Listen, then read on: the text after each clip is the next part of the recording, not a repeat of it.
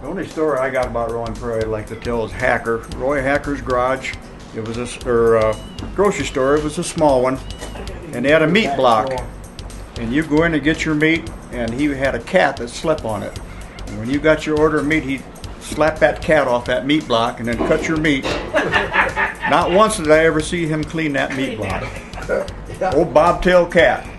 I can remember when I was a kid going in Hackers for groceries for my mom, and the cat running across the counter, just climbing all over everywhere, even where the meat was cut.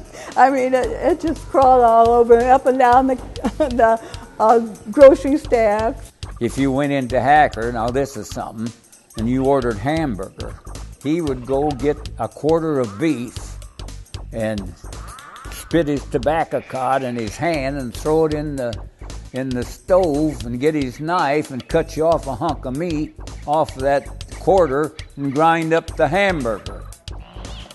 So, you know, and he ground it and you watched it, you know, so you know what it was, because he cut it right off of the old quarter beef. Once a week he'd take my mother and us kids to LaPorte, and you had to watch it because you sit in the back seat, he'd chew tobacco. And when he spit out the window, it'd come back on you if you wasn't careful. I'll never forget that either. And I'd get car sick, and he'd take us to Lennox Dairy in LaPorte and buy us each a great big ice cream. And we'd be car sick, and you got to eat your ice cream. And here I was, sicker than a dog. We probably 7, 8 years old, maybe.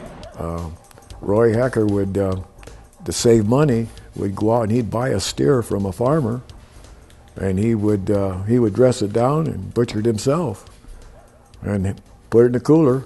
And like you said, you could go in there and you want hamburger, he'd go out there and pull some of that beef off, cut it up, and grind it for you, you know. Old Hacker's grocery.